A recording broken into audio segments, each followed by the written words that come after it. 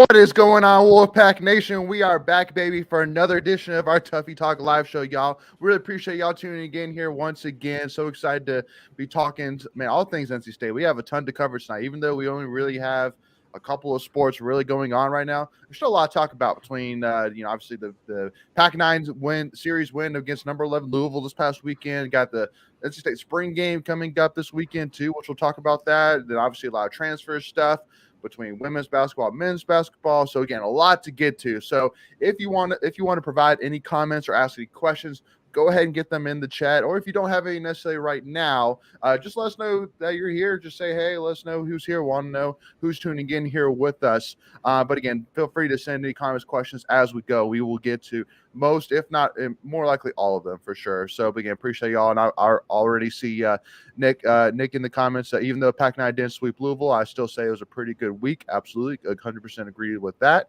And game also too excited about some football. And then Colby says, what's up? Tuffy Talk, glad to have met some of you. Yeah, no, glad to meet you, Colby. Appreciate you tuning back in, brother.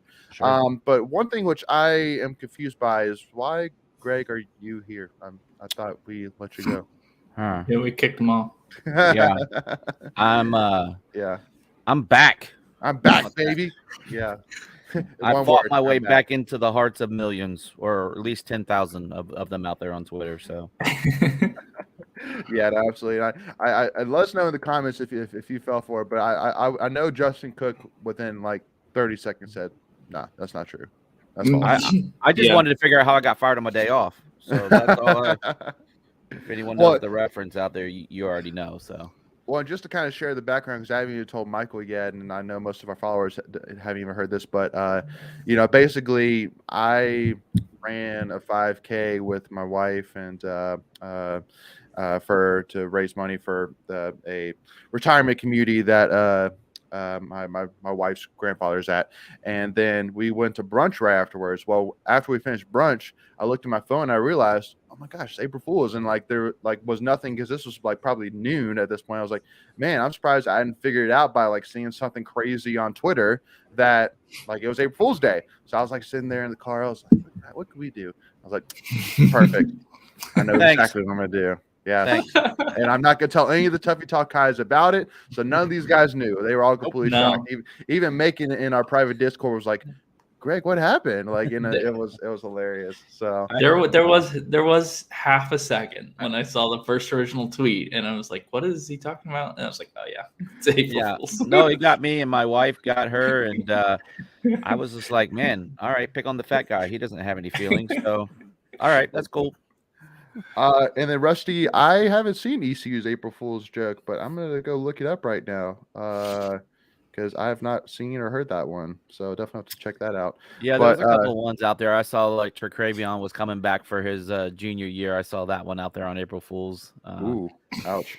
Yeah. So, and then of course probably the one that got the most traction was Caleb Love going to yeah. I was like, dude, like I think Caleb Love values life. And so, yeah, right. I mean, if you thought the Carolina people were rough, yeah, for sure. Well, especially because Caleb Love puts up way too many shots too for Duke. I don't know, but yeah. Go ahead, Michael. Go ahead. There was. Did you see UConn won? I think I saw that because they're an upcoming football opponent of ours. They put out a new helmet decal, and it was just the worst drawn husky you've ever seen. Yep. And then there was Ohio baseball came out with we're showing off our new uniforms today, and it was like pinstripes, but not like sideways. It was like up the leg and up the jersey, and it was green white. It was terrible. So yeah, no, pretty good stuff. I would probably say not really okay.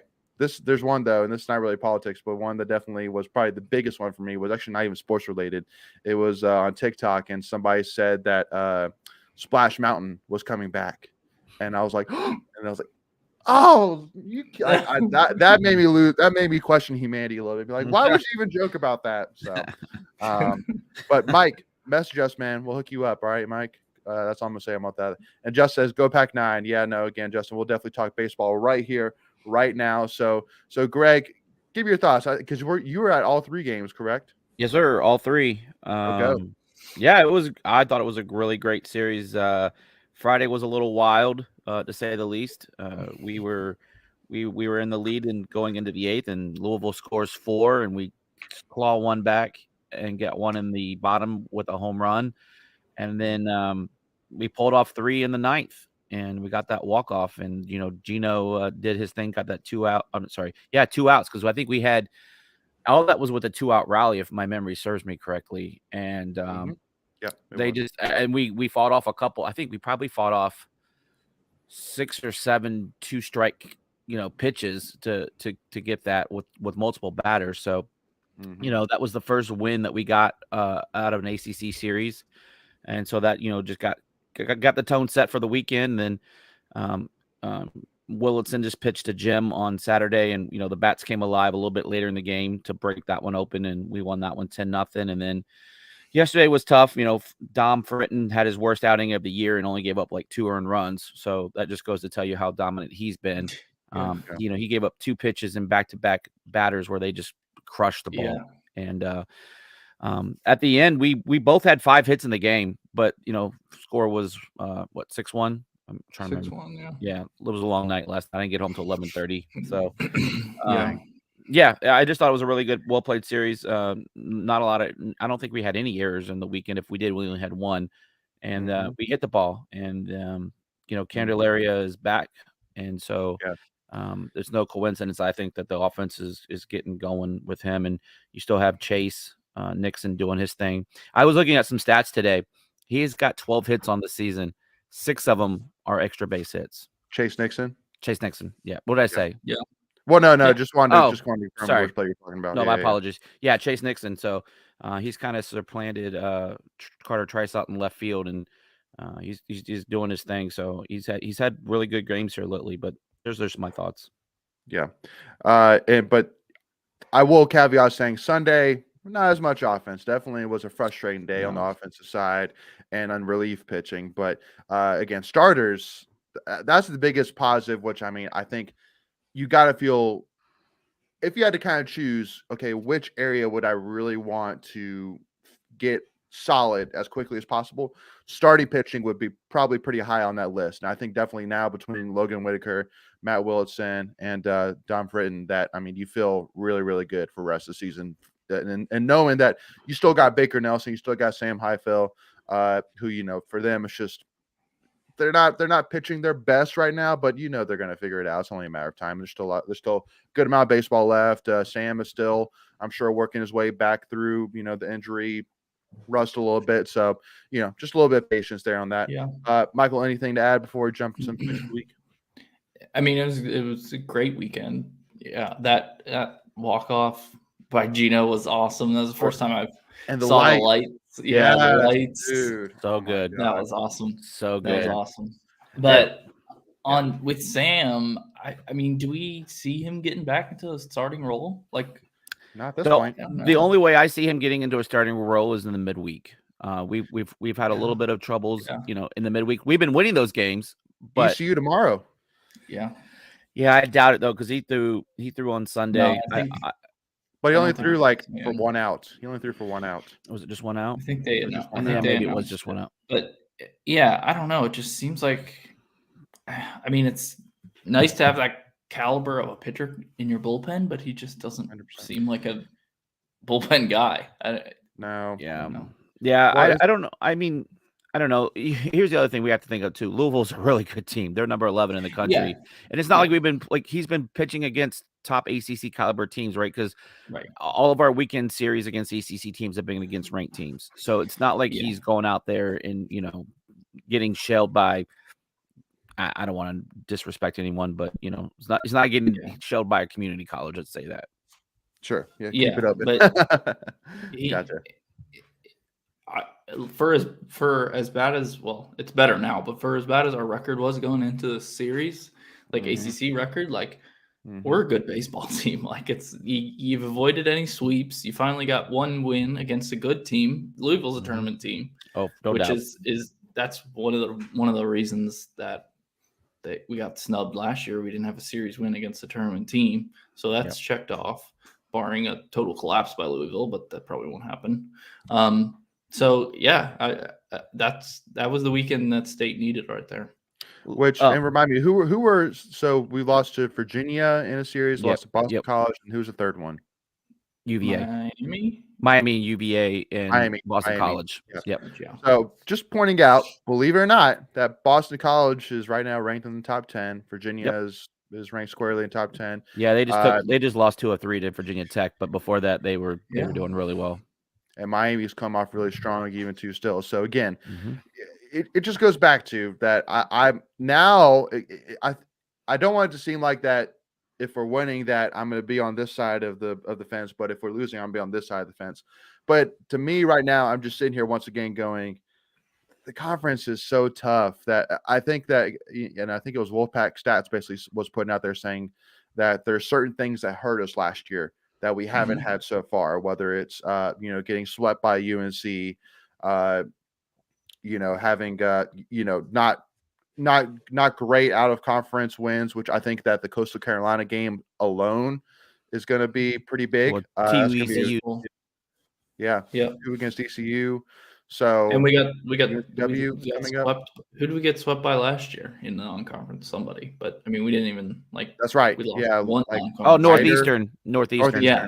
That's right. So didn't have that. So, again, there was a comment again thrown around that we'd have to do something big in order to make the tournament. It's like, no, that's 1,000% false. Yeah. Go ahead, Greg. Yeah. So, we had a 7-game stretch that's pretty rough with the last 3 from Louisville. We got ECU and then we got Wake this weekend, which is top 3 in the country. But after that, it opens up wide open for us to make a run. We have Florida State, which is barely a 500 team. We have Notre Dame, which is barely a 500 team, and then we have Clemson, who's under 500 for the season. I'm sorry, Florida State is under 500 as well. So those are the next 3 series after this weekend. So if we can go get ECU this week, if we can somehow get 2 out of 3 at Wake, or at least get one, get one, and then you go win 3 series in a row potentially against Notre Dame, Florida State, and Clemson, you're right back in the mix. And if you win the series against Wake, I mean, we're back in the conversation for hosting. Yeah, easily. Yeah. I think right now we're in the conversation, but I think that if you beat Wake, you are like, oh yeah, no, State's definitely solid of hosting a regional for sure. Yeah. But yeah, it just too. I can't speak enough that really the regular season is more of a build up for the postseason, unless you're trying to go win the ACC regular season title, which for sure that should be a goal. But also, bigger picture here is that, we want to win, the ACC tournament championship. We want to, make it to a super regional, even try and get back to the World Series. And so at the end of the day, it's a build up to that. And if along the way, you can start to see the progress, start to see us figure some things out. Like hopefully this weekend was really kind of us getting our swagger back, like our confidence back, but also feeling great about our starting lineup for the rest of the series, for the rest of the season. Again, and then here we are facing ECU tomorrow and then facing Wake Forest at Wake this weekend. So again, a great challenge, but hey, I still sit here very, very confident going, we don't even have Noah Souls back either, which I think getting him back weeks. A couple weeks. But I think that, Kalai Harrison's done a great job, but definitely getting Noah Souls back is, well, they play different. Just experience alone, getting him back at the one spot is going to be big. So again, there's just so many options hitting wise. Chase Nixon, he had a rough game yesterday, striking out both times, pinch hitting, but he's still a guy too that, if you told me that he's a guy as an alternate hitter who, was a former freshman All-American, that's pretty good. So you got options, to say the least. So, all right, y'all. So with that being said, go ahead, Greg. Yeah, one more thing. We're talking about that Coastal Carolina win. They've got 2 ACC wins, one against Wake Forest and one against Carolina. So, that's a really good win under our belt. Then we went down there to play them. So, if we can get some wins against Wake and get some wins against Carolina, that just helps that thing. And then I think you put do you have the tweet about the RPI in here? I don't want to steal the thunder. First. Yep, go for it. Yep, I don't want to steal that thunder.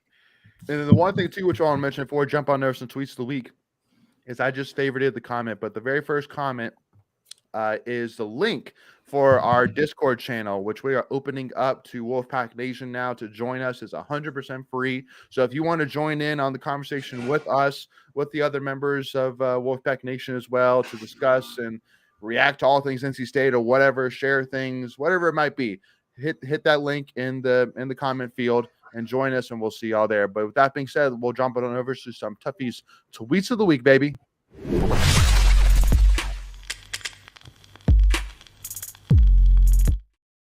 All right, so here we go. Yes, first tweet of the week with the RPI. And again, as crazy as it may seem, even though we've lost 3 AC series, we've only won 1. Yeah. We're still sitting here number 8 in the country in the RPI. And I want to point out once again that 2 of the teams that we've lost to are in this top 8, with Wake Forest at number 6 and then Boston College at number 7. And Virginia as well. At number 2, sorry, we face Virginia and Boston College. We have Wake Forest coming up, who's number 6.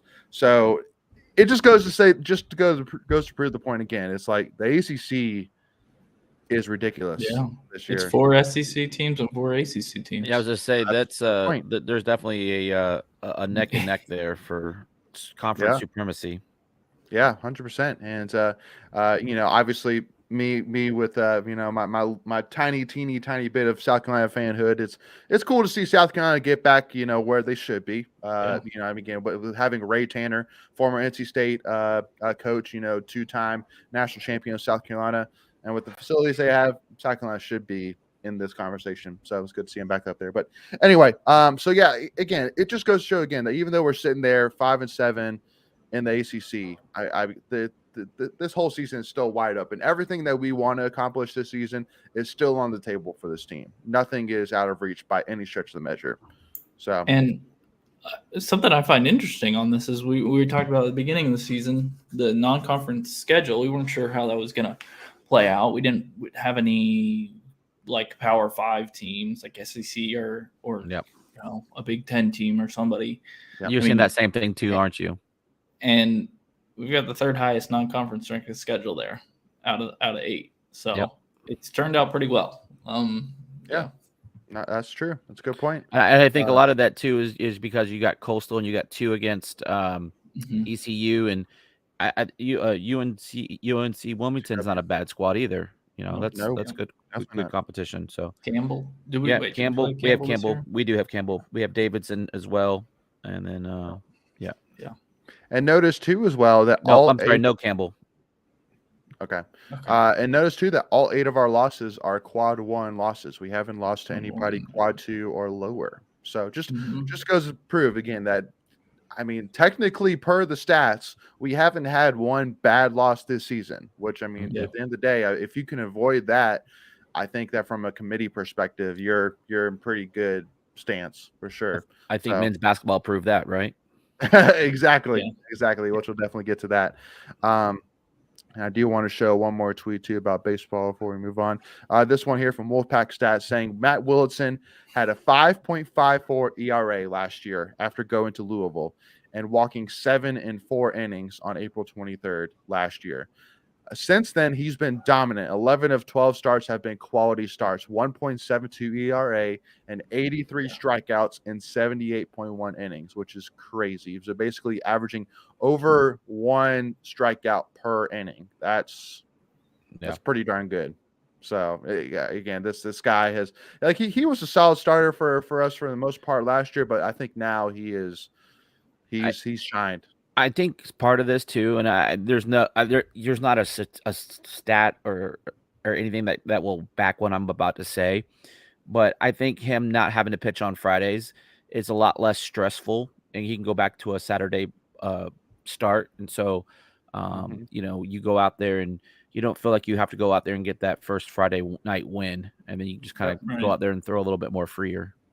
Yep. And you just get, Logan Whitaker, who's a guy I think who's been looking for an opportunity and has taken full advantage of it. And so, again, it's great to see. And then with, a true freshman in Dom Fritton, who has looked amazing for sure. Yep. Again, not saying that he's like the best thing since sliced bread, but I'm saying for a freshman, what this guy has done is nothing short of impressive. So, Anyway, y'all, but then also to do want to give a shout out here to Mike as well. Appreciate the support, man. Thank you so much. And Russell also says here it's a midweek game, but against the top team, throws solid arm for a resume building win, especially at ECU2. That's definitely takes up another notch as well, for sure. So because I don't know how much the committee takes into account like the toughness of the road matchup in terms of just the just playing. I mean, it's gonna be crazy. The environment, yeah. The environment's gonna be crazy. Yeah, it's gonna be a tough one. So real quick while we're talking about that is a 5:30 start tomorrow night. Really weird time, and then it is gonna be nationally. Yeah, it's gonna be nationally televised on ESPNU. So for anyone out there, that's where you'll be able to find it. Yeah. All right. So now, wrapping up baseball there. So basically, Justin and I do want to confirm that last week we said, is it time to panic? And we said last week, we didn't think so. And especially after this weekend, no, we're not panicking for the rest of the season. We're good, folks. We're panic buttons back in the closet. Panic buttons back in the closet. At least for another week, right? No, for the rest of the season, I at least think we're baseball. good. I think we're good for the rest of the season. Like I said, after you get through these next 4 games, it's going to open up a lot. So to say that we've played our toughest part of the schedule in the early part of the season is an understatement. Now, when we have these easier games, you got to go take advantage of it. I mean, that being said, exactly. You can't sleep on Florida State and Clemson and Notre Dame. They're struggling programs, so there's no excuse not to go get 2 out of 3 and maybe get a couple of sweeps in there. Here's a question. Go ahead, Michael. This week, I mean, answer should be easy, but if you can only win 2 games this week, which 2 do you want to win? Oh, I see. That's actually okay. Wake Forest. Yeah, Wake Forest. Yeah. I mean, you want the series win, obviously. But that's a good question, though. I like that. Let's know in the comments, just for those who are tuning in right now. So between the 1 game against ECU and 3 games against Wake Forest, so 4 games total, which 2 games would you want to win? So would you want to? Well, how about 1? If we're only going to win 1, because then it's a series. It's a series loss either way to Wake Forest still. You still. Yeah, because they're number 2 in the country. I think last time I saw it last week, I haven't seen this week's. I was busy at work, but last week 12, ECU was at 8. What's that? I think ECU dropped down to 12. Oh, did they? Okay, so then I definitely want Wake. Then that's a top 10 win. I didn't see what ECU I hate losing did. to ECU though. Well, but here's the thing. Yeah, exactly right. True. And that's a road. You're a little bit. It's a little bit more excusable. Okay. Yeah, I got Connor already in the comments saying 1 at Wake for sure. So yeah. I think we're all in the agreement. And if nothing else, I'll take you even one step further. You want that Friday night because that's against their top pitcher, and he's a high he might be a top 10 MLB draft pick. So that dude's the stud. Yeah, and winning that first game always just gives you so much more momentum for the Saturday and Sunday. Oh, easily. For sure. Yeah, it definitely whichever team loses definitely kind of gets put on their heels just a little bit. But 100%. All right, so now jumping on over to probably one of the biggest pieces of news from today, and that was the announcement of E.B. Duwanu committing to Georgia Tech. And I'll say it was funny. I was listening to 99.9, and I can't remember it's the guy that always did the the Devin Leary. Who'd be great at making donuts? Devin Leary, that guy, and they were kind of talking about where would be some great places for UNC and NC State transfers to go, and the one guy was saying that EB, it would make sense for him to go to somewhere like UNCG or North Carolina Central, especially because I can't remember North Carolina Central. They're going after a basketball former NBA basketball player, the guy who played for the Portland Trail Blazers. But anyway, he was a former big man, and they were looking at him to being the new head coach at Central. And so it's it would make 100% sense for EB to go there because he's a big man. He matches up prototypically with him, so it'd be a perfect place for him to go. And also too, they would focus on EB. He would be the main guy. There wouldn't be a lot of competition for minutes. But again, going to Georgia Tech, I'm sitting here wondering, okay, is it a new coach, DeMond Stoudemire, who's trying to say all these things and saying like, oh yeah, you come here, like you're gonna be a focal point. We're gonna give you a ton of minutes, but I just don't see that happening. I just not to hate on EB, he's a great player, but I think he's much more of a role player from what I've seen in the 2 or 3 years that we've seen him, more than being a star, if that makes sense. Yeah, I would agree with that. He is from Georgia, so it's probably closer to home. Mm-hmm. Yep. And that was another point that got brought, which makes a lot of sense. Yeah, maybe he's just, like you said, I can't. Well, I don't know. Maybe he did promise him. Maybe he's trying to prove a point, or I don't know. Yeah, maybe. But maybe he just wants to keep playing Power 5 basketball, which if Georgia Tech's going to give him a shot, why not? It's closer to home. We'll see how he falls in their rotation, but yeah, good for him. Yeah. That's definitely better than a better spot. Yeah, I thought he would land. Yeah, I was kind of surprised it was a Power 5, to be honest with you. But yeah, I mean, if you're going to, have Power 5 offers, obviously you're probably going to jump at that. Yeah. I thought he was a good defensive piece, a good role player. I just didn't see the offensive upside. I really don't remember a game where he just took over. Like, I can tell you, like, Ernest Ross took over that Miami game, but nothing jumps out for me for Duano. Like, does anything jump out for either one of you offensively? Am I missing something? No. He had a career high 11 points in that first half against Virginia Tech in the tournament. Yeah. Again, he's a solid player, but there's just nothing. He stands out a lot more on the defensive end than he does the offensive end. And he was great defensively. I mean, I think he averaged almost 2 blocks a game, and he was up for like 4 or 5 rebounds. Now, granted, he did have limited minutes, but the Georgia Tech new coach must have promised him at least a chance at the starting position, because to go from he'd be in a backup role again at NC State. Usually when you see players transfer like that, it's down a level either to a G5 school or smaller than that to go be a starter. Like Jalen Gibson we saw last year, he was a D2 All-American at Winston-Salem State.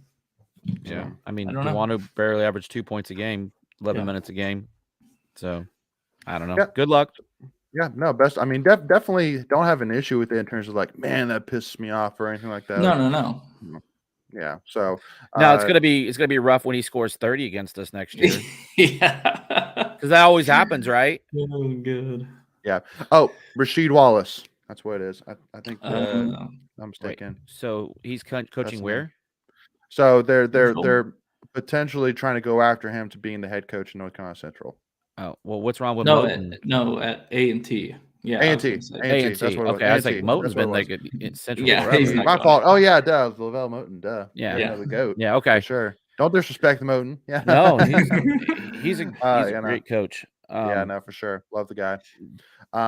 And the Dennis Cox is the guy from 99.9 that I was talking about. The Devin Leary. Oh yes, he does the funny videos. Yes. And then Benjamin here in the comments saying, you totally got me with the April Fool's joke. And he says we need to go after Anthony Del Orso from Campbell University. He's in the portal and was the Big South Freshman of the Year. We all know what happened with DJ. We got DJ from the Big South. And this is kind of my next tweet of the week, but basically we're going, apparently we have a visit this Thursday and Friday with Jaden Epps, Illinois transfer. But who was also visiting Georgetown Saturday and Sunday, which is also where Dontrez Styles is also visiting too. So I saw a tweet today, which is hilarious, being like, is Georgetown just like seeing who we're going after and then just saying we're going to go after them too? So yeah, it's kind of weird. But there's a lot of interesting names between the guy from Temple, Dunn. Damian Dunn, and then Jaden Epps, and then Dontrez Styles from UNC. A lot of names getting floated around for sure. But it's kind of the opposite on the women's side. The women's side, I haven't heard anything about anybody. Pretty hush. Yeah, pretty hush. Pretty hush. No. There's also less coverage on the women's side, so you don't get all the into the details like the men's. But yeah, I haven't heard anything either. Just talking about Jaden Epps here. He's a guy that is from Virginia originally, but played high school in Charlotte, and he was a target for state before he committed to Illinois. So it is interesting that all the names that you keep hearing in the portal that we're going after supposedly are the same kids that we recruited right out of high school. So we're coming back full circle after the same folks that we. Well, it makes the most sense. Yeah. If you got relationships there, it definitely makes sense. Yeah. The one thing I'm do you have I don't know if we even released this tweet of the week. Do we have one for Greg Gant leaving? No, don't have that. Yeah, so I don't know if we want to talk about that for a minute, but yeah, I mean, for me, it's kind of the same. I don't know. I don't really know how to wrap my head around. Same thing with Jack Clark. Actually, I feel like the Jack Clark and Gant's decision to enter the portal kind of hit the same nerve for me, which is like, I get it because of maybe the injury history, but I don't know. It's weird. Yeah, I'm not really sure what to think about it. I think for Jack Clark, he probably wants to go somewhere and be more of a focal point of the offense. I think for Greg Gant, like I wouldn't be surprised if he's done with basketball too and just entering the portal just to see if what's out there, you know. Yep. But if not, you know, he can't get any NIL money or a good spot, I could see him being done, like you said, with his injury history. And he'd be a graduate too. So yeah, I'm more curious about like who we're bringing in at that position, just because again, with Clark and Greg didn't give you a whole lot of points, but I think right now at this point we're pretty much, you know, and with Mahorchik to see what happens with him, we're going to be close to having to replace about 50% of our offense. Yeah. If not more. So yeah, it's going to be interesting. And I know everyone's excited about potentially bringing in Styles. I'm not so sure. That's a guy with limited film, if you will, or limited sample size.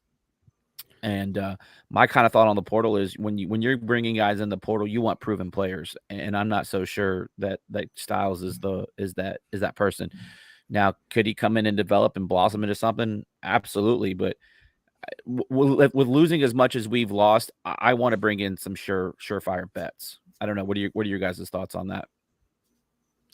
I mean, my quick thoughts on it, and this is kind of quick because I'm sure Michael will be able to kind of give us a lot more about it. But my thing with Dontrez is that he's a guy which I kind of see very similar to Jack Clark-ish, where I think that Dontrez can do a little bit of everything, where he can drive to the basket, but he can also shoot. But I think he also too offers more of a size to help on the defensive end that Jack Clark just didn't have, just build alone. So, but also too as well, I think that just from a story perspective, I mean, getting a guy from UNC would definitely be interesting to say the least. Yeah. So, but also too, literally, because this same Dennis Cox, the same podcast I was listening to of where they should go. Literally, the guy said Dontrez Styles, NC State next. Like he didn't even say like oh, it could be this, or like this is how it makes sense. Like you just said, this guy, NC State, on to the next guy. Simple as that. So yeah, Michael, go ahead. Yeah, I'm with you, Greg, on that. But also, you've got 4 open scholarships at this point. I mean, you've got Morcell and Burns, who haven't announced anything, but more than likely are coming back. So they're locked into the starting lineup. So that's only 3 of your 4 are going to be starters. So one of them is going to have to be a guy coming off the bench. And I don't see anything wrong with Styles filling that 4th one. Yeah. I do agree, though. You probably don't want to rely on him as a guy who's going to come in and start for you. Yeah, because you still need another big because you lost Duwanu. So, there's a spot. You do have Parker coming in, and you do have the other Parker coming in to play guard. Now, again, I'm not so sure that Miranda. Right. What and where's Miranda going to play? Is he a 5 or a 4? Now, I know he's got height of a 5, but he doesn't have the body composition of a 5. So what are you doing with that? And then you have Ernest Ross. Is he going to step up and maybe be that starter because he's already on your roster? But again, does he stay too? No one's saying that. There's a lot of moving pieces. Is where I'm going with this. Yeah. Who are we for sure about for next year? That's Who's just for it. sure coming back?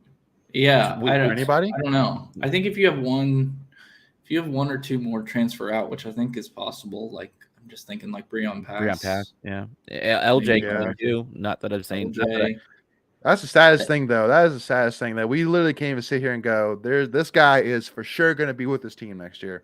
We have no clue. No, That's typically sad. the only ones you can really count on is a transfer that comes in and hasn't graduated yet, because then they're locked in for at least one more until they graduate. And then they can do their post grad transfer, and we don't have any of those players this year. So, yeah, I mean, we could not that I foresee it.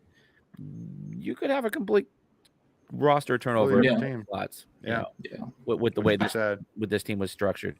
And the other thing I'm going to say too is I liked last year how we brought in Jarkel with having that 1 year, but I don't want to do this every year. I don't want to keep bringing in grad transfers every year and filling up the bulk of my roster, and you have to turn over 3/4 of your roster every year. I think you're going to want some consistency where you can build around, and it makes a lot of work. It makes a lot of work. I don't know. That's just my thoughts. In the names we've mentioned, Styles and Epps have multiple years. I think Damian Dunn, he would be a graduate transfer. Correct. But those two guys would be locked in for at least, I think, 2 for Styles and 3 for Epps. So and if you're going to do it at one spot, you'd rather have a grand transfer at the point guard spot, because it's a guy who has the experience. It's a guy who is a proven scorer. More likely, it's a guy that you can trust to run the offense. So Damian Dunn getting in here as a grad transfer at point guard, beautiful, no problem with that whatsoever. But I get what you're saying 100%. It's just you want some roster, you want some roster consistency, because really, if you're looking at next year. Like, first of all, you don't even know what the schedule is right now. I tried to look that up, and I was like, oh yeah, they don't even have a preview. Like, it's not even it's not like football. It's not like football. Yeah, no, you have no clue. So you have no clue of your roster. You have no clue about your schedule. You don't know anything. So there's even if we wanted to talk basketball right now, you really can't. Who the heck knows? And then Michelle, kind of wraps it all up, saying there are so many unknowns for this men's basketball team, and absolutely, and 100%. Women's too, really. And women's too. And it's funny. I saw Diamond when my wife and I were going to the cheerleading dance dress rehearsal yesterday. Diamond was getting some food at Tally, and I was like, well, it's good to know she's still here. At least she's still on campus. All right, she's on campus. That's good. All right, cool. And honestly, we talked about this last week. She's the one that she fits into that same category where she hasn't graduated yet, so she's not going anywhere until at least she graduates. Because if she leaves, she has to sit out a year. So I'm not even concerned about her. Especially too, because first of all, unless she's looking at going to UConn or South Carolina, like an even bigger name. It's like, are you really going to leave, NC State? But she loses a year of eligibility at that point. Yeah, that's what I'm saying. So you're taking a huge haircut for kind of an upgrade. Not to toot our own horns here, but I'm just saying this is your team. You have Wes Moore. You're playing in Reynolds Coliseum. It's a great situation. I'm just saying. So but anyway, though, so I want to bring up this one tweet, which is not even NC State related, but it's absolutely hilarious. It was fun. And this is the top 25 kind of expected layout every year, and too early. For kind of like how every single too early top 25 goes for men's basketball. And for those who are listening or haven't seen it, basically 1 through 4 is always Duke, UNC, Kansas, Kentucky. Why? Because there's the big names. They're always going to get the top 5, top 10 hype. And then I won't do all of these, but just to kind of touch on a couple of my favorites. Got to go number 5. First of all, team that added 13 transfers. Love that. Hilarious. I also love number 22, Oregon, for some reason. I love that. That's hilarious. And then number 16, ACC team picked to finish behind Duke and UNC, but will finish ahead of one of them. That was Miami. Yeah, that was Miami. Yeah, that was Miami this year. Yep. But again, it just goes to and I really kind of want to bring this up. Again, tonight UConn and FAU are playing. No. And literally San Diego State. Sorry. Yeah, sorry. And San Diego State and UConn. It was almost FAU. It was almost FAU. Well, the reason why I said FAU is because in my head I was thinking about the FAU press conference where the guy was saying, "We're going to get our whole team back next year, so we're going to be doing it again." And I'm sitting here going,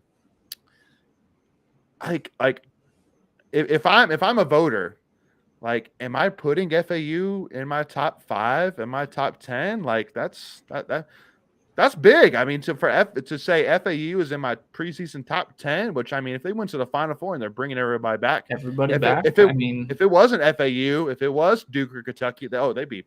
I will say this: they were a solid top 20. UNC.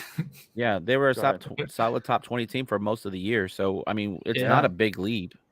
No, but again, it's just like. Again, it goes against everything listed here. Yeah, you're right. Yeah, so they're number 8. They're number 8 then. Oh, Final Four team that didn't win the title. Okay, that's true. That's true. There you go. But again, just to me, I'm sitting here going, like, after watching this NCAA tournament, it just goes to absolutely show that any kind of preseason top 25, any kind of top 25 within the first month or two, it means absolutely squad douche. Like, you have no clue how these teams are going to play out. You have zero idea. Like, again, UNC, paging we'll UNC, rave about it till the end UNC. of time, baby. Yes, we will rave about till the end of time. Like, you have no clue how these teams are gonna turn out. 100%. So, but hilarious stuff for sure. Definitely had to touch base on that. And then one non-sports but NC State related thing. Had to give a shout out today to our Christina Koch. Am I saying that last name correctly? Koch, so. Coach, Coke, probably Coke. I think Coke. Yeah, Christina Koch, who was a NASA astronaut who actually visited the space station back in 2019, where she took part in the first ever all women's spacewalk. And she is going to be going to the moon, a part of the Artemis 2 moon crew. So again, it's going to be so awesome to see. I mean, there's only been a handful of people in the history of mankind who have ever walked on the moon. And so to have a NC State grad be added to that list is nothing short of awesome. I don't think she's actually walking on the moon. Yeah. To be orbit. Okay. Yeah. So orbit the moon, be a part of the moon crew. Yeah, she's gonna be the first woman to orbit the moon. So yeah, that's amazing. Artemis 3, the one after them, should go down to the moon. Don't let the truth get in the way of a good story. That's what my grandfather always said. Okay, that's fair. That's fair. I don't think anyone here in the chat's going to fact check us. We're a sports podcast, so yeah, that's true. That's true. But either way, huge shout out. I was going to just say I have a real quick astronaut story. I worked at a place called DARPA up here in Northern Virginia. Big into innovation, and we had a new department head come in, and I was getting her set up with all of her BlackBerry and all her IT stuff, and just talking to her, making small talk. And then about a week later, I'm watching a documentary on Netflix about the space shuttle. Come to find out, she piloted the space shuttle twice. I was like, wow, wait, what? I know an astronaut. So there we go. Yeah. Pamela Melroy, really nice lady. She's working for some big tech company now, but just thought that was pretty cool. Like working with an astronaut there for a few minutes. That was, I don't know. Yeah. I always think that's pretty cool. Yeah. That's not too shabby. Not too shabby for sure. And then love Infinite Hate here's comment saying, love you guys, but just have to tell you the truth. NASA's a fraud and the moon landing is a total hoax. Well, the only thing which I'll say to that is, hey, fired. Shots fired. Hey, maybe we need to bring her on, bring Christina onto the show and ask her once and for all and say, hey, can you when you get back, can you tell us, is the moon real? I just want to know, is Infinite Hate a flat earther too? Yeah. No, I love Infinite Hate. She's been on a few times, and also a huge huge in-state lover for sure. Oh yeah, she's all over the tennis and in the track. So yeah, for sure. And then one other slightly related women's basketball thing, which I wanted to bring up, was this news about Elizabeth Kitley coming back to Virginia Tech. Great. And the reason why I wanted to bring this up, I guess, is more of that. Again, we already know that we're losing every single big for women's basketball this season. So now it is even more important in my head. Like, okay, now we have to go and find a established big for our team next year, because Elizabeth Kitley will be a nightmare for us if we don't have that. Simple as that. She will be a nightmare like she was for most teams this season. Lunch. Yeah, for sure. Yeah. So we definitely need to go and find somebody, and not just like not a committee. We need to go find somebody who is like killer. We need to go find somebody good. Yeah. So and I'm sure Westmore's on top of it. But speaking of Westmore, go ahead. Go ahead, Michael. Oh, I was just gonna say, yeah. I mean, Virginia Tech, they'll be a top 3-4 team next year. Yeah, I think so. Yeah, sure. Yeah. I was just gonna say, did anybody see Wes at the championship game yesterday? No. Yeah, he was sitting. He was sitting almost courtside. Yeah, just a few rows. Yep, near center court. So yeah, he needs to get there.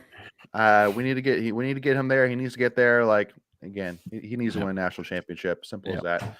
But I'm telling y'all, like again, I said from the beginning of the AC tournament, I said Virginia Tech is not getting was not getting enough love, and so I was not shocked whatsoever by them making it to the Final Four at all. I was not shocked. So they had a.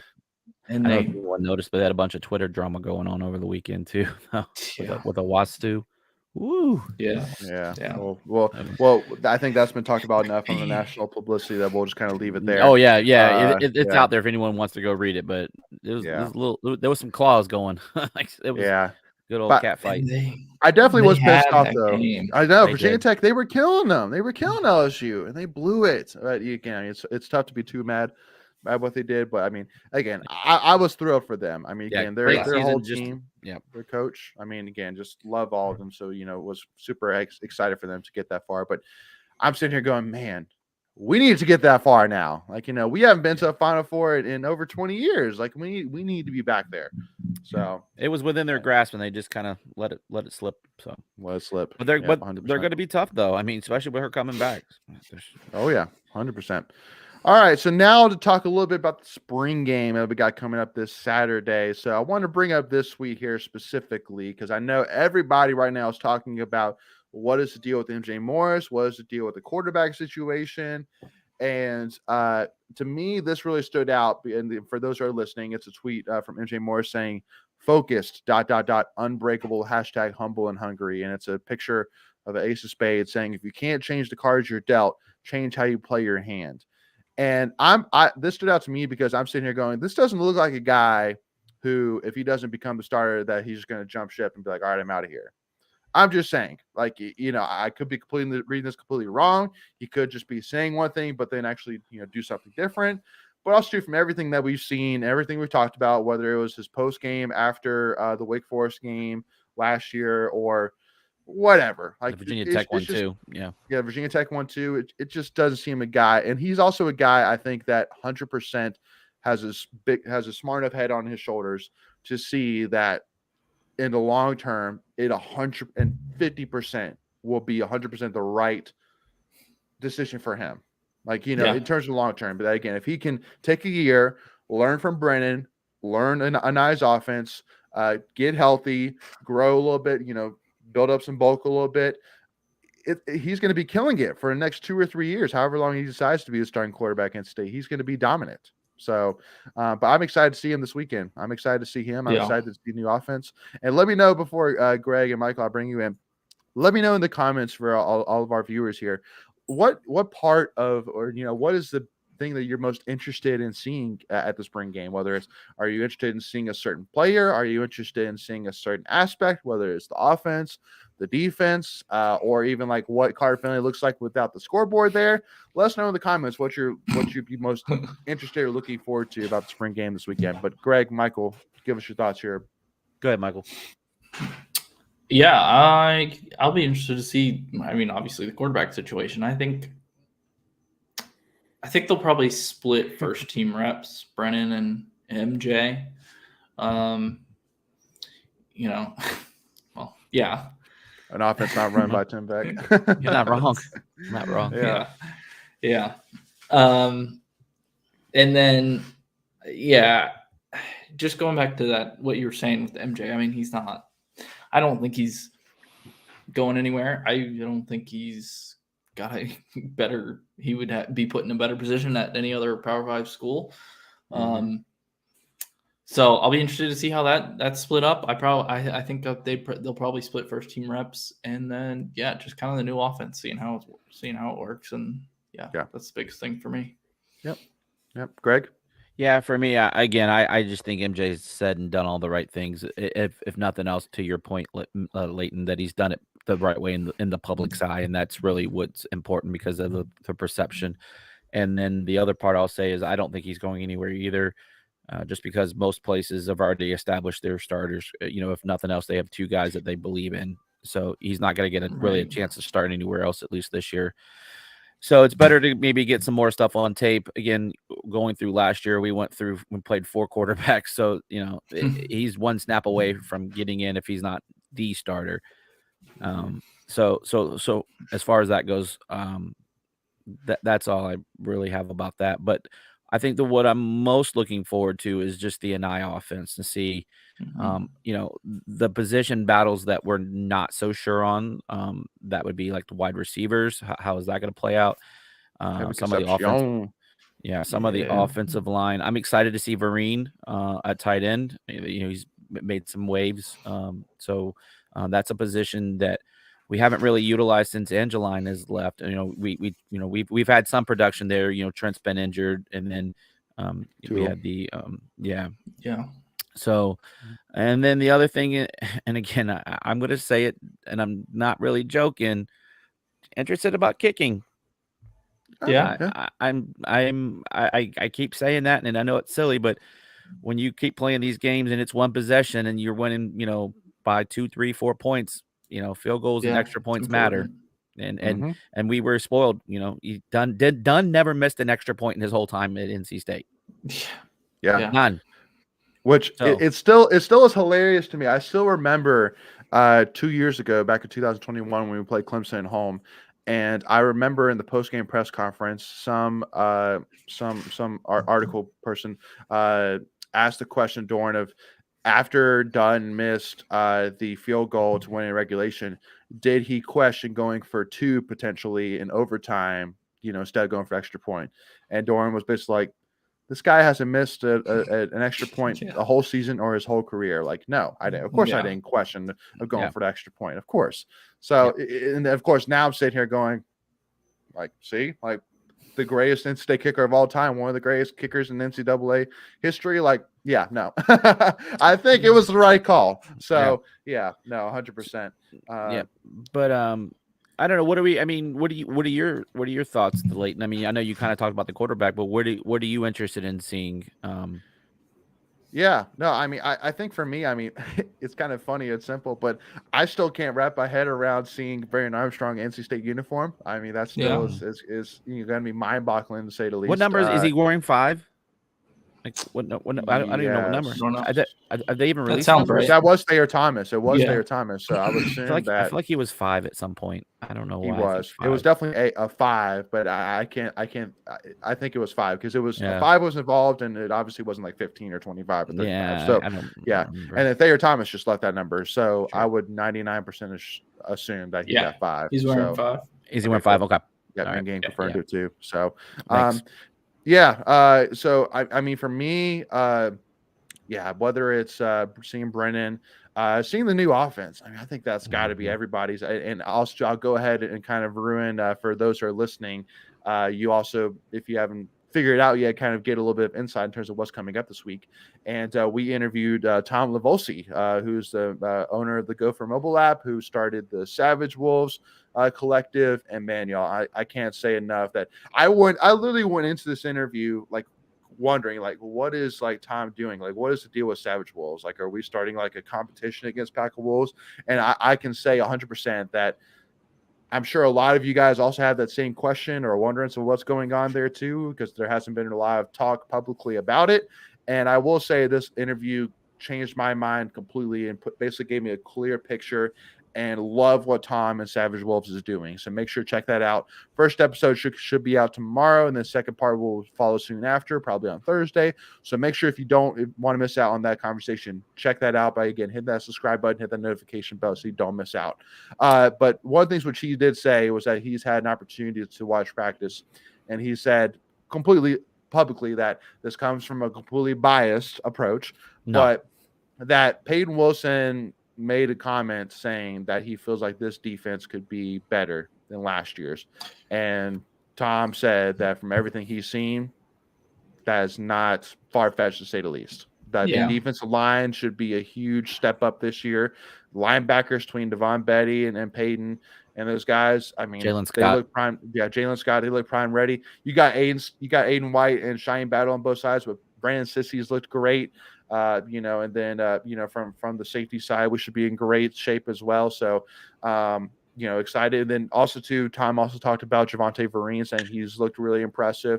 So excited to see him. And then he also said the offense will light it up this year. So I'm excited to see it. I'm ready for it. So that'll be a fun one. Yeah, it was funny. We were, in line yesterday for Meet the Pack Day for baseball, which, by the way, that was a great event. We didn't really talk about that, but shout out to everybody that put that on.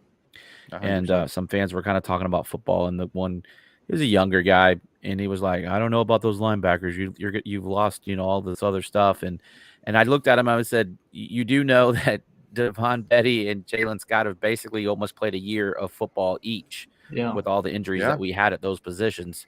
So it's not like we're throwing in two, sophomores, freshmen. Like, these are seasoned guys that have been waiting and chomping at the bit to get in there, and have been very valuable pieces. So, like, to your point, Leighton, I don't see a drop off. Now, again, knock on wood that we don't have injuries. That's the one thing you want to make sure that you don't have in the spring game is anything catastrophic.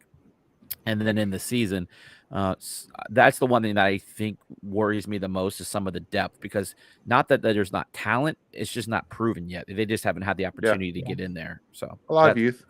Yeah. That's what worries me. A 2019 season all over again if we get a rash of injuries. Yeah. I think Betty will be just as good as Isaiah Moore was at middle linebacker. Like, I don't have any concerns there. No. Jalen Scott and Devon Betty would be a starter at 75% of Power 5 schools if they chose to, at least if they chose to go that route, but they decided to stay. And so it says, it to me, it just says more and more about Dorn and this culture and this program that he's built.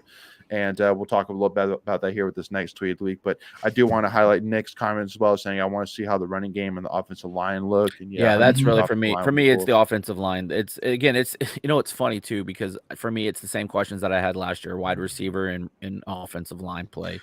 I don't know. I mean, we've addressed it. We brought some transfers in on both sides of the lines, and then we brought that kid in from Clemson. I think he's got a lot of potential. I can't remember his name at the top of my head, but he was a four-star kid. Yes. Jakari Collins. Yes, thank you. So there's talent. Now we just got to go out and figure it out and make it work. Yep. Well, and again, it's all about too. I think that, again, coaching makes your good players look like great players. Great coaching makes your good players look like great players. And Anai has proven that he can do that. Because I know the biggest question from a lot of people is, do we get 2021 Brandon Armstrong or do we get 2022? Right. And I'm sitting here saying, listen, I can easily prove to you what happened. One end, in the great year where he was a borderline Heisman candidate contender, he had Coach Anai.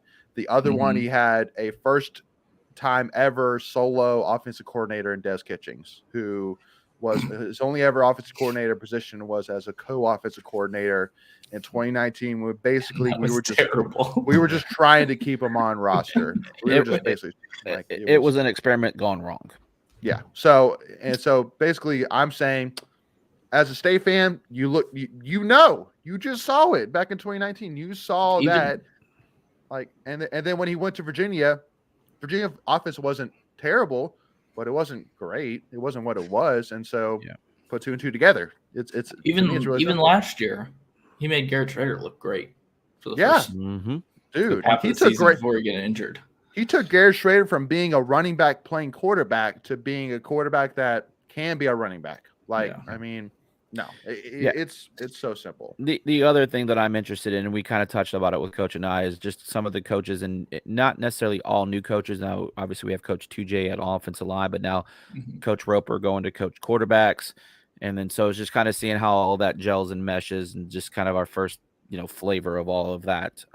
That I think honestly, that's the one thing too. I don't think we've given Coach Doran enough credit. We've given him credit, but the way he just keeps reloading his coaching staff when necessary, and that he's gotten, arguably the best defensive coordinator in all of the ACC. I think he's probably easily top 5, top 10 in all of the country that he doesn't get enough, credit for.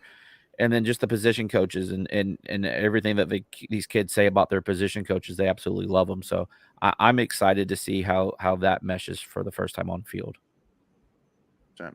Yeah, and just to kind of prove too, I want to show off this next tweet of the week here from a pretty decent name within the coaching world, and Bobby Wilder, who's a longtime Old Dominion head coach, has a whole lot of coaching experience. Saying, when talking about the donation that Coach Doran and his wife gave to 321 Coffee, saying this is a great job by Coach Doran. A lot of Power 5 head coaches would not do this. They would not invite other head coaches in their state. This this actually isn't. This is about the coaching clinic, the coaching clinic. Sorry. They would not invite other head coaches within their state. This man has no ego. That's why NCSU is good in football every year, leading from the front. And just kind of give a little bit inside. So this past weekend, they had a coaching clinic where basically usually it's mainly for high school head coaches or middle school head coaches in the area.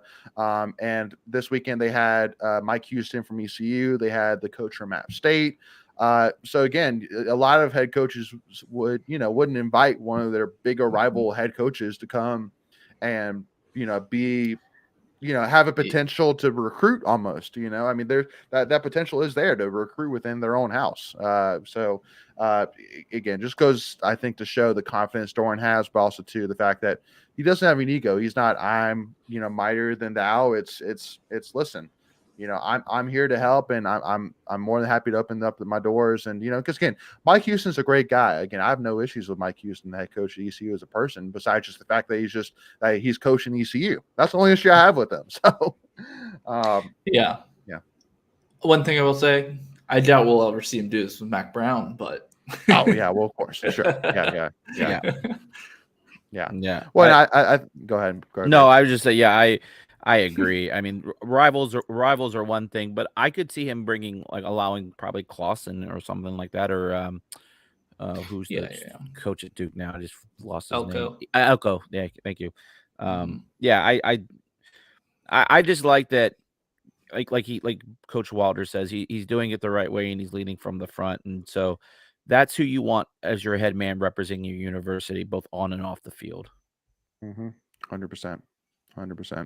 And the other thing which I want to point out here too is, I put out a tweet from it was a clip from when NC State played UNC last year at halftime, and Doran coming in, getting the guys hype and, being like, they're going to come at us and they're going to try, but, this is our game. Basically, again, I just love the confidence that this guy showed, even though we were on our 6th string nickelback, even though we were with our 3rd string quarterback, even though we had injuries all over the field, even though we were playing against a Heisman contending quarterback in Kenan Stadium, the fact that the amount of confidence this guy had, it just was amazing. And I literally said these guys were ready to, run through 5 walls for this guy, and they did that night. And there was some comments saying still that inspiration doesn't lead to championships. And I just wanted, again, every single time I see this come up, I'm literally going to talk about this just a little bit until this just gets wiped out, because I'm sitting here saying the only thing bad that you can say about Coach Doran is the fact that he has not won an AC championship. But I'm here to tell you that Lou Holtz, who is a coaching legend, and even NC State Hall of Famer, again, he only won one ACC championship. Now, he was only here for a couple of years, but then he's only won one ACC championship back in 1973. And we only have 2 coaches in the history of NC State that have won 2 conference championships or more, and that was Eddie Green back in 1910, and then Earl Edwards, who won 5 from 1957 to 1968. So again, if he wins 1, he is without a doubt, I think you can't even argue, the greatest coach in state football history. I think right now you can make an argument for it. But I think that if he wins 1, it's a no doubter. Like it's case closed, put it to bed. It's done. He's the greatest NC football coach of all time. So, but because again, everything else you could say in terms of, I mean, he's had 9 wins, 3 of the last 5 years. He's taken guys who were 2 or 3 star recruits and made them first round picks. He does great against rivals. I mean, obviously he's controlled the series against UNC.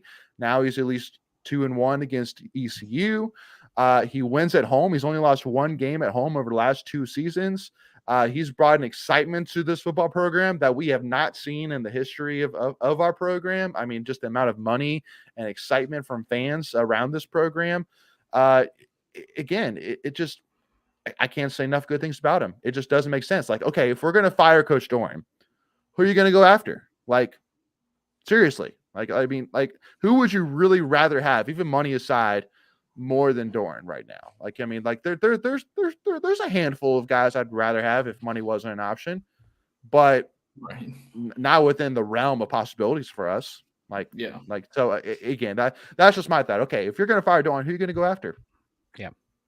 Like, so Greg, Michael, go ahead. Yeah, that was my rant. No, you're fine. The one thing I will say, and this is nothing to take away from any NC State championship team from the 70s, but just remember too, context matters. There was only 7 ACC teams. We've doubled that now. So to win the championship was a little easier. Now you still had to go out and win ball games and do your thing, but it's a vastly different ACC team. And then the game itself has changed. Everything about it's changed, right? And it's kind of like comparing, greatest basketball players of, all time, but the generations are different. Running backs, it's just different, right? So the game, the facility, think about it this way. Everyone was kind of on a even playing foot back then, as far as like, you didn't have these mega billion-dollar donors coming in, and NIL wasn't a thing. And so the game is just different. So I just wanted to just kind of give context to, I'm not making excuses for either side of the argument, but I just wanted to present those facts. Yeah, no, 100%. Michael, anything to add to that? No, I mean, I'm on board with Doran being here as long as he wants. Yeah, no, I think, unless things absolutely hit the fan, which you don't see happening at all, then however long he wants to be here until he wants to retire and go, own a fishing shop and, whatever it may be. Hey, I'm all for it. And again, and also too, you already mentioned it too, Greg, but the how great of a job he does with the assistant coaches as well, in terms of keeping guys around, but also to bring in even better guys. Like he's always said that when an assistant coach leaves, he's going to go find somebody even better than that guy that just left. Mm-hmm. And I would say besides McDonald, which is still to be determined, and besides Kitchings, because Kitchings to me is one of the greatest, greatest running back coaches in the country. He's up there. It's tough to replace somebody better than him. But now getting Tony Gibson in a long-term contract, going after a Nye, who I think that, when all is said and done, between him over Matt Canada, Tim Beck, and Eli Drinkwitz, I think he hopefully can make an argument for being the greatest offensive coordinator that Doran's had. So, but to be determined. We'll see. The other knock that I will say that people have on Coach Doran is the overall ACC record. Now that has been getting better, right? Because that's overall, exactly. Yeah, right. The first years were pretty rough, so he kind of got himself into a hole because he had to rebuild everything from scratch essentially. But to the point, over the last 5-6 years, that ACC record is above 500. So the problem is people look at the whole body instead of trends and analysis. And so the trends are definitely pointed up in the up direction, it's not down. It's not level. He's still going in an up trajectory. And so every year, this team is on the verge of breaking an NC State football record, for wins, whether it's, overall wins, conference wins, which we just did a couple years ago. It's consecutive home wins. Like he's still breaking NC State football records as a coach. So that, to me, that's the guy you want leading your team. And the last thing I'll say too is he's developing great football players that he's producing into the NFL. He's producing even better human beings as all the charity work that these teams do. So again, that's who you want as your leader. Like I'm sorry, I get it. I get it. People want wins. They want championships. I get it. I want the same thing. But at the end of the day, this is bigger than football. I mean, it's bigger than football. Yes. Sorry, I'm done with my rant now. No, Michael, do you have a rant too? I'm sitting over here like, yes, Greg, I yes. didn't know we were doing rants today. I know. Yeah, no, and Michelle even brings up another thing too about the community involvement, how much Doran is involved in the community, and how much too he's really changed. I know when like his first year or two, one of the gripes was like, he's just not very approachable, but that's changed. Now he's hilarious. He's and he's always been a funny dude, but it just took him, to really, because again, he was only a head coach. That was his third year ever being a head coach, so it just took him some time to figure out what being a head coach is all about and what goes into the role. Last thing I want to say, homeboy was chugging Coors Light like on national TV. Yeah, like if you don't want that as your coach, again, I can't. There is you could not go on. Yeah. You couldn't hold a gun to my head and convince me that Doran should not be the head coach of NC State, man. This guy is country through and through. He is hilarious. He gets it. He has no filter. He will say it, no clue at all. NCAA, like, come on, y'all. No, Doran is the perfect Drinks from red head Solo coach. cups. He gets State. it. Yes. While smoking a cigar, like, bro, that's my coach. Perfect. He plays, he plays guitar, like, cowboy boots and jeans. No, love this dude. All right. Yeah. So now to kind of wrap it up. So I do want to give a huge shout out here to our cheer and dance squads who this weekend will competing for a national championship or college nationals in Daytona Beach, Florida. It goes from April 6th to the 9th. So this Thursday through Sunday. My wife and I had the pleasure of going to the cheer and dance dress rehearsal last night, which again we couldn't post any pictures or videos, just that way the competition obviously couldn't see it. But I'll tell y'all, and I actually do. I the guy who runs the NC State cheerleading account, I reached out and was like, hey, can you give me a little bit of insight? So I do want to kind of read this to you guys real quick because it's very impressive. So, and you might not, and this might be actually a good trivia for down the line, so FYI. So competition cheerleading started back in 1982. We were actually one of the 5 teams to compete in the inaugural event. We're the only program to compete in every single national since conception. We're known as the quote-unquote innovators of collegiate cheerleading. A lot of the skills you see today were created in Carmichael Gymnastics Room, literally. One of the most famous inventions is called the Wolf Wall, and has been mentioned on Bring It On, the movie, and on Glee. Oh, it's already brought. Yeah, it's already been brought. Yeah, I love it. And then just to recap, so national titles wise, so we've won 7 national titles: 1986, 1990, 1991, 2001, 2016, and then we won the small co-ed and game day national championships in 2018. And then also 2 mascot national titles. Mr. Wolf won in 2006. Miss Wolf won in 2007, and then we also won 2 partner stunt national titles in 2016 and 2020. So what I'm saying all that for is, like, us at Tuffy Talk, we are preaching, support all sports, all teams, all student athletes. And I am saying this 100% that cheerleading and dancing need to be right up there in terms of support. Yeah. And first of all, I do got to give a huge shout out because the turnout yesterday was phenomenal. I was going to ask you. I saw like pictures beforehand. There was a good amount of people in there. There was a lot of people there. Yeah. I was blown away for sure. Because again, my wife and I haven't been to one of those before, but seeing how many people, I was like, wow, there's a lot of people here.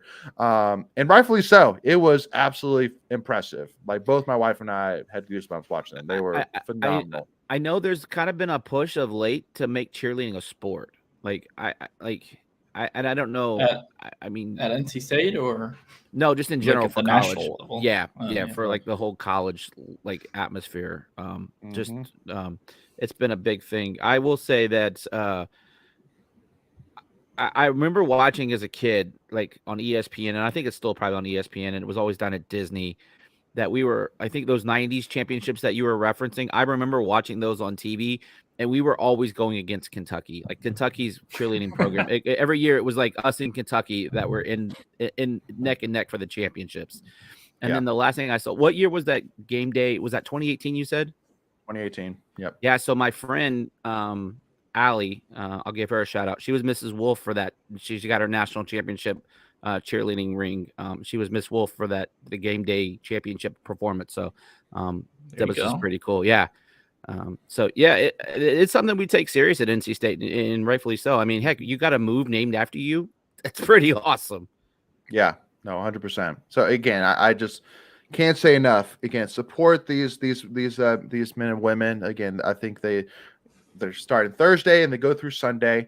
So make sure to support them. They usually have TV coverage of these things for sure. And either way, make sure to go give NC State Cheerleading on Twitter a follow. And I know they'll post all the updates, the videos, you name it as well. So make sure to go and support these men and women and hopefully cheer on for a national championship. Let's go. Because we haven't had one in 4 years. We need to get another one. So, and huge shout out to Coach Harold Trammell as well, because all that has been most all that has been done under Harold Trammell, who is now celebrating his 20th season coaching NC State cheerleading. So, huge shout out to Coach Trammell for sure. But anyway, y'all. So with that being said, I guess we'll kind of wrap it up here. The spring game.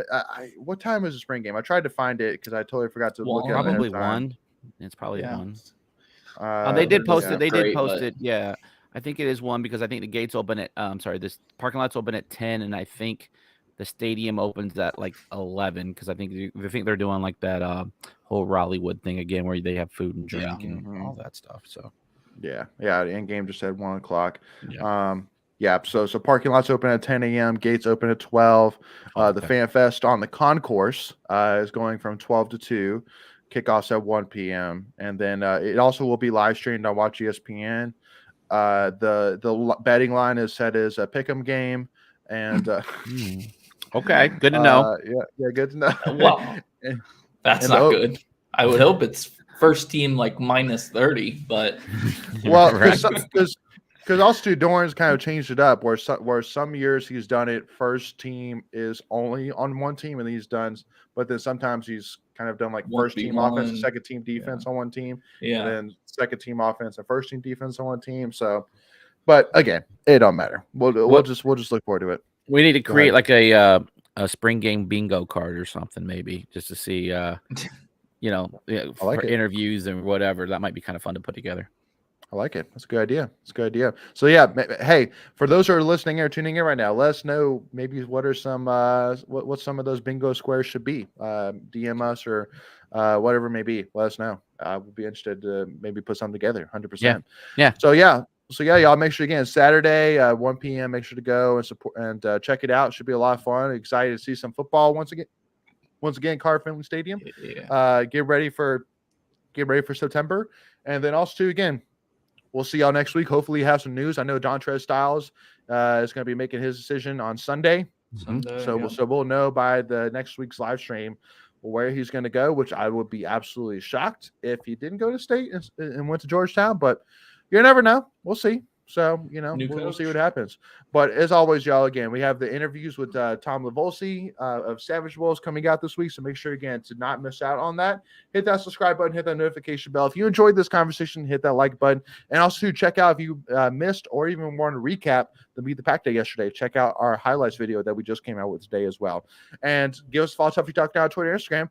Thank you all so much for tuning in. We will see y'all soon. As always, go Pack, y'all. And make sure to join the Discord. See y'all.